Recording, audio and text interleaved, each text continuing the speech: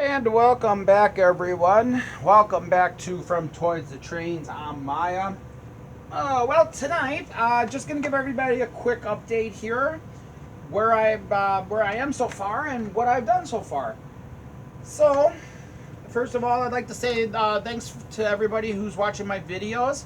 I hope you're enjoying them all. And like I say, if you ever want to talk about trains or whatever, leave a comment below and I'll get back to you. But like I say, I'm really big into trains, all kinds of trains, whatever you like or whatever. So just drop me a line, let me know. Like I say, let me know like what you'd like to maybe see on the train board or what you'd like to see, in terms of a building, boxcar, anything like that. I mean, I'm just doing this and for fun, and I'm also doing it to kind of show everybody different stuff, things like that. So like I say, just leave a comment below and let me know what you want to see. So, anyways, getting back to what I've done so far. Well, as you know, last week I ended up doing the road beds, made that intersection crossing for them and everything. They all dried. They looked good. So, before I went any further, I was thinking, well, how can I attach this track? Because 9 times out of 10, when when you're doing a train board, people build them on boards. I mean, they build them on plyboard, they build them on big pieces of board. This, on the other hand, is a solid plastic table. So I thought, well, let's see if I can use tacks. Well, that didn't work. Wouldn't go through the table. Thought, what about like little wood screws? Nah, that wasn't gonna work either.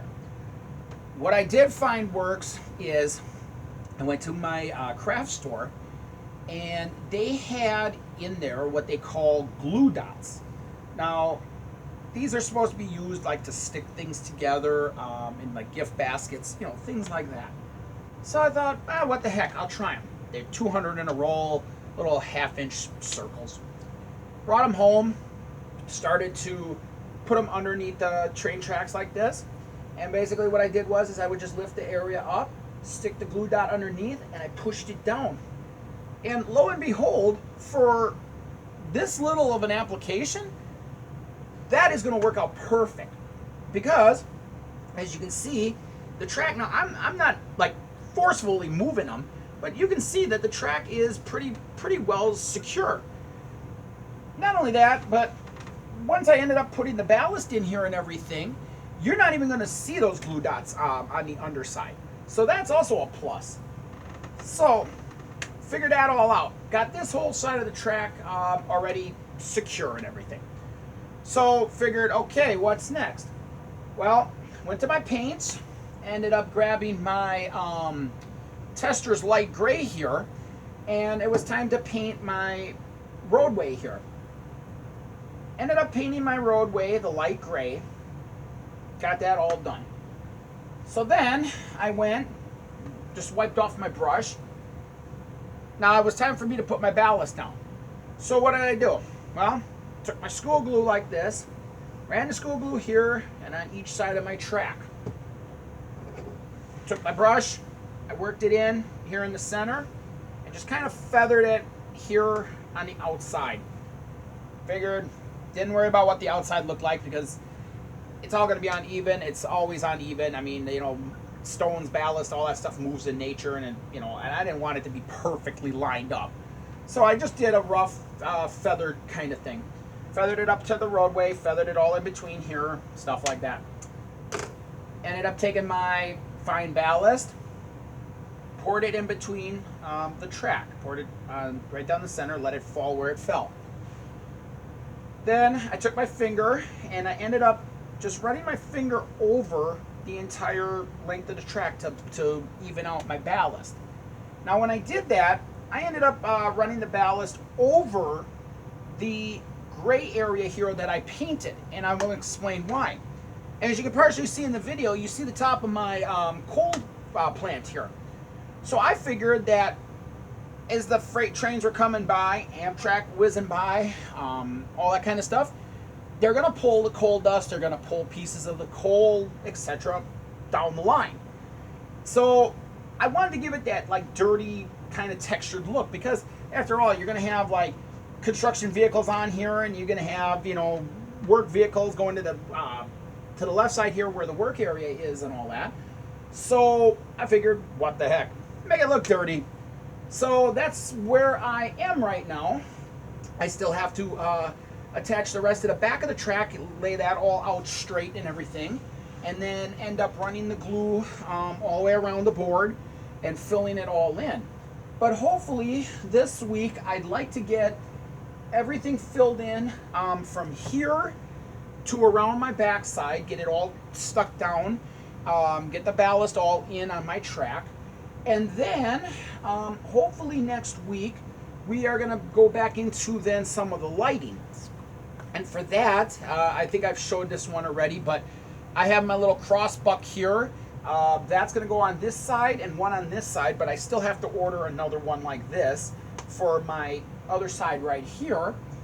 And then as far as my roadway, I have my roadway here, this first section of my roadway glued down in place.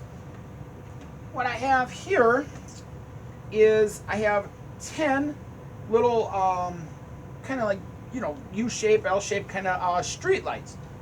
And what I'm going to do is I'm going to drill the holes on the table, and I'm going to put one like maybe like right here, right here, right here. I'm going to stagger them so it shines on the roadway.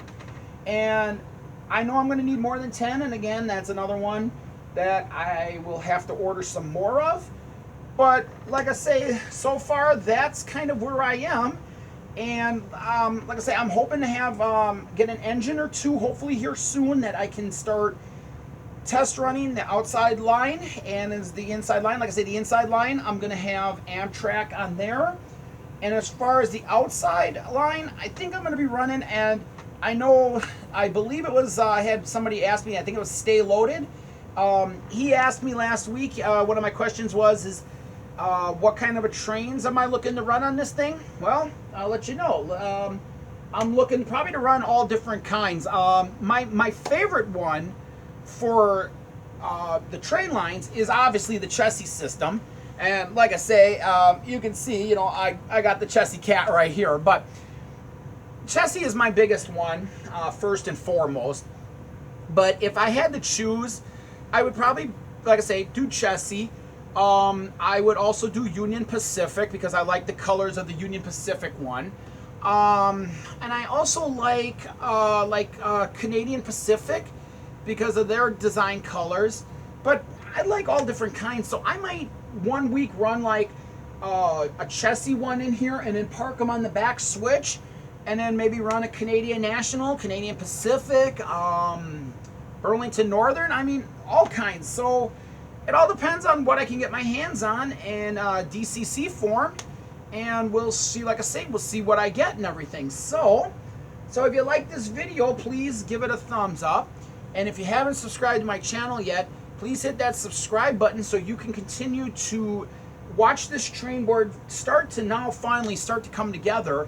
And once we're done with this one, we're going to move on to another build. It might be an HO build. It might be maybe something smaller, a Z-scale, or something bigger. I don't know just yet. But like I say, just hit that subscribe button so you can keep on seeing how this all comes together. And until next time, everyone, I'm Maya. Take care, and thanks for watching from Toys and Trains. I'll see you next time.